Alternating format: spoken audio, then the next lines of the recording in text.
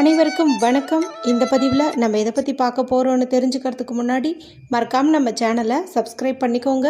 கூடவே பெல் பட்டனையும் கிளிக் பண்ணிவிட்டு ஆளுங்கிற ஆப்ஷனை கொடுத்துட்டிங்கன்னா நான் போடுற வீடியோக்கள் எல்லாமே மிஸ் ஆகாமல் நோட்டிஃபிகேஷனில் வந்துடும். இந்த பதிவு மிக மிக முக்கியமான பதிவு அப்படின்னே சொல்லலாங்க. எதை பற்றிய பதிவுன்னு தெரிஞ்சுக்கிறதுக்கு முன்னாடி ஒரு முக்கியமான விஷயத்தை பற்றி சொல்லிடுறேன். அதாவது செப்டம்பர் 18 அக்டோபர் 2 வரைக்கும் இருக்கக்கூடிய இந்த 15 நாட்களும் பார்த்திங்கன்னா மகாலயபட்சம் அப்படின்னு சொல்லுவோம். முன்னோர்கள் நம்முடைய வீடு தேடி வருவாங்க.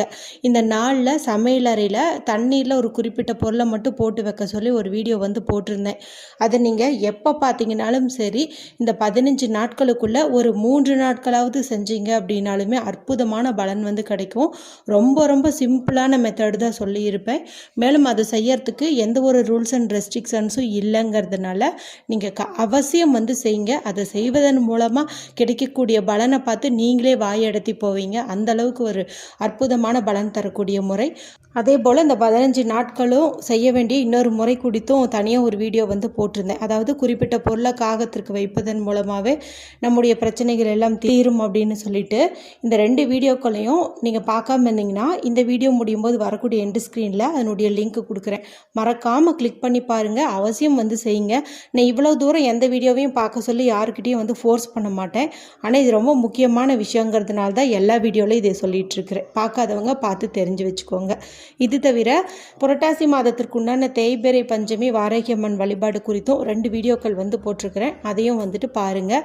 மேலும் நாளைக்கு பார்த்தீங்கன்னா புரட்டாசி மாதத்தின் முதல் சனிக்கிழமையாகவும் இருக்குது. கூடவே தேய்பிறை சதுர்த்தி, அதாவது சங்கடகர சதுர்த்தியும் இருக்கிறதுனால நம்ம குளிக்கக்கூடிய தண்ணீரில் ஒரு குறிப்பிட்ட பொருளை சேர்த்து குளிங்க அப்படின்னு சொல்லியிருந்தேன். அந்த வீடியோவையும் நீங்கள் பார்த்து வச்சுக்கோங்க.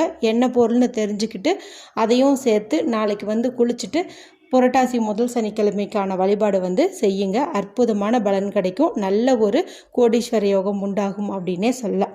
சரி, இந்த பதிவுக்கான விளக்கத்துக்குள்ளே போகலாம். இந்த புரட்டாசி மாதம் அப்படிங்கிறதே பார்த்திங்கன்னா பெருமாளுக்கு உகந்த மாதம். இது உங்கள் எல்லாருக்குமே தெரியும்.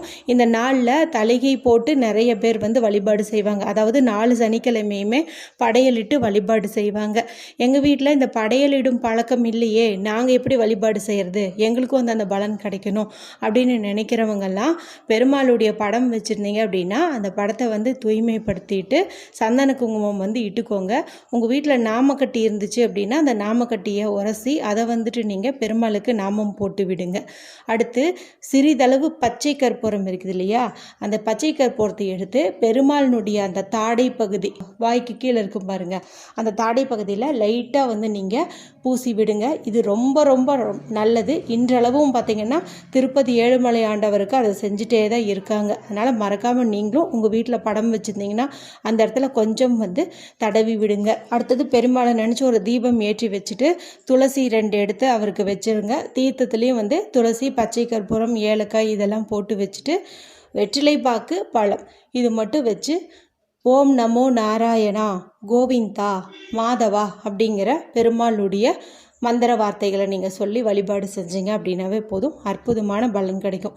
எங்களால் இந்த மாதிரி கூட வழிபாடு செய்ய முடியாது, எங்களுக்கு டைமே இல்லைம்மா அப்படின்னு நினைக்கிறவங்க 1 நிமிடமாவது ஒதுக்கி மனசுக்குள்ளறையே ஓம் நமோ நாராயணாங்கிற மந்திரத்தை எவ்வளவு முறை சொல்ல முடியுமோ அவ்வளவு முறை நீங்கள் சொன்னீங்க அப்படின்னாவே போதும். இந்த மாதம் முழுவதுமே இதை சொல்கிறது நல்லது.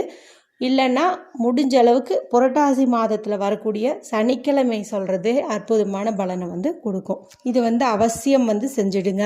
அடுத்து நீங்கள் காலையில் சாப்பிட்ற உணவு எதுவாக இருந்தாலும் சரி, அதை நீங்கள் கொஞ்சம் காகத்திற்கு வச்சுட்டு சாப்பிடுங்க.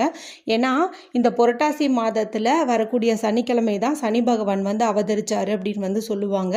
மேலும் இது மகாலயபட்சமாக இருக்குது இல்லையா, இந்த 15 நாட்களும். இந்த நாளில் முன்னோர்கள் எந்த வடிவத்தில் வேணாலும் நம்ம வீட்டுக்கு வருவாங்க. அப்போ நம்ம இப்படி ஒரு பிடி சாதமாவது நம்ம வச்சுட்டு சாப்பிடும்போது அது சனி பகவானாக இருந்தாலும் சரி, நம்முடைய முன்னோர்களாக இருந்தாலும் சரி, கட்டாயம் அதை ஏற்றுக்கிட்டு நமக்கு நல்லொருள் புரிவாங்க அப்படின்னு சொல்லலாம். மேலும் இந்த கர்ம வினை, பித்ரு தோஷம், பித்ரு சாபம் இது எல்லாத்துக்குமே பார்த்திங்கன்னா சனீஸ்வரரும் ஒரு காரணம் அப்படின்னு சொல்லலாம். அதனால் இது போல் நம்ம காகத்திற்கு சாதம் வச்சுட்டு சாப்பிடுவதன் மூலமாக சனீஸ்வரருடைய அருளையும் பெற முடியும், முன்னோர்கள் வழிபாடு செஞ்ச பலனையும் அடைய முடியும். அதனால் இந்த ஒரு விஷயத்தையும் மறக்காமல் பண்ணிவிடுங்க.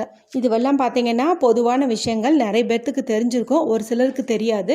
தெரியாதவங்களும் தெரிஞ்சுக்கணும் அப்படிங்கிறதுக்காக தான் இந்த முறைகள் எல்லாம் சொன்னேன். சரி, இப்போ பணவரவு உண்டாவதற்காக நம்ம வீட்டில் தெளிக்க வேண்டிய அந்த தண்ணீரை பற்றி இப்போ தெரிஞ்சுக்கலாம் வாங்க.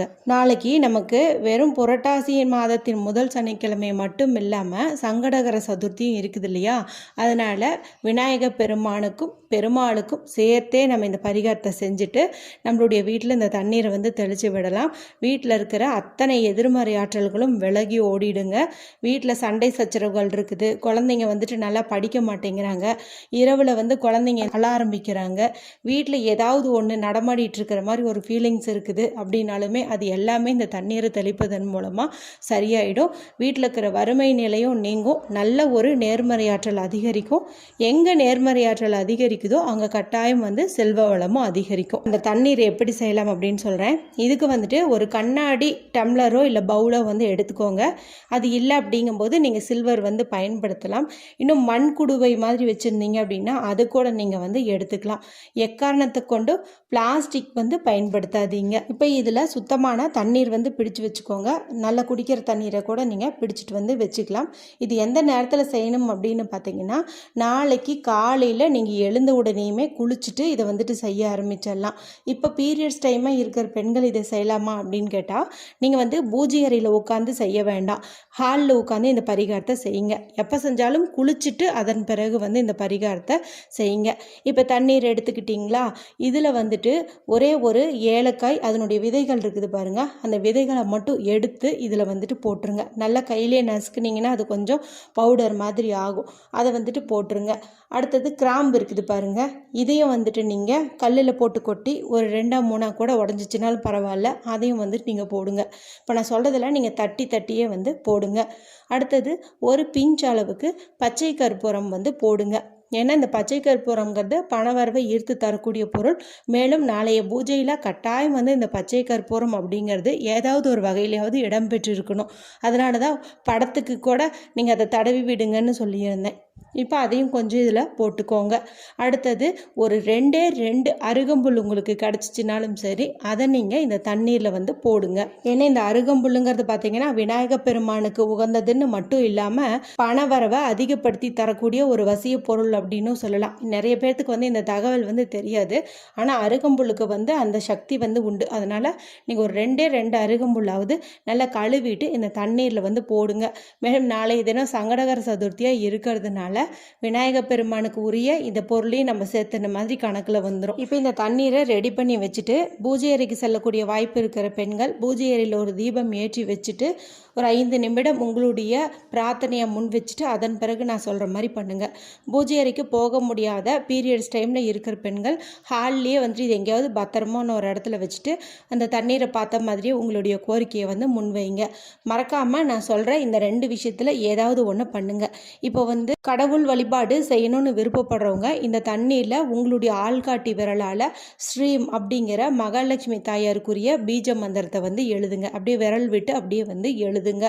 எங்களுக்கு கடவுள் நம்பிக்கையெல்லாம் இல்லை, அது மட்டும் இல்லாமல் நாங்கள் வேற்று மதத்தை சார்ந்தவங்க, நாங்கள் இந்த பிரபஞ்ச சக்தியை மட்டும்தான் நம்புவோம் அப்படின்னு நினச்சிங்கன்னா நீங்கள் 369 அப்படிங்கிற நம்பரை தண்ணீரில் எழுதிக்கோங்க.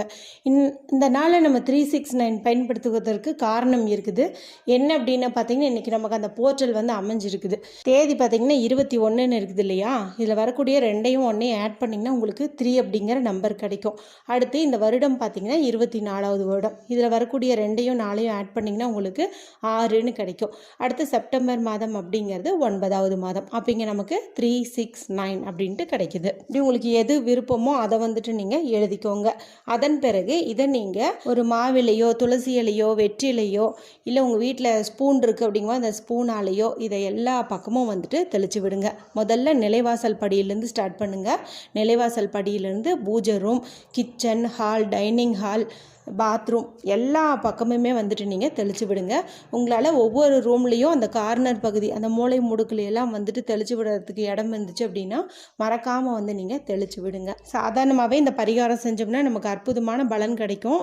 இந்த நாள் பார்த்திங்கன்னா பெருமாளுக்கும் விநாயக பெருமானுக்கும் உகந்ததாக இருக்கிறதுனால இந்த நாளில் நம்ம இப்படி தெளித்து விட்டோம் அப்படின்னா பண வரவில் இருக்கக்கூடிய தடைகள் நீங்கும், கடன் தொல்லை நீங்கும், கையில் வந்து பணம் தங்கும், மென்மேலும் செல்வம் வந்து சேர்ந்துட்டே இருக்கும். மறக்காமல் எல்லாரும் இந்த விஷயத்தை பண்ணுங்கள். மீதி தண்ணி இருந்துச்சு அப்படின்னா அதை வேணால் நீங்கள் செடிக்கு ஊற்றிடுங்க. வீடியோ குறித்து உங்களுக்கு ஏதாவது சந்தேகங்கள் இருந்தால் கமெண்ட் பண்ணுங்கள். பிடிச்சிருந்தால் மற்றவங்களோட ஷேர் பண்ணுங்கள், லைக் பண்ணுங்கள்.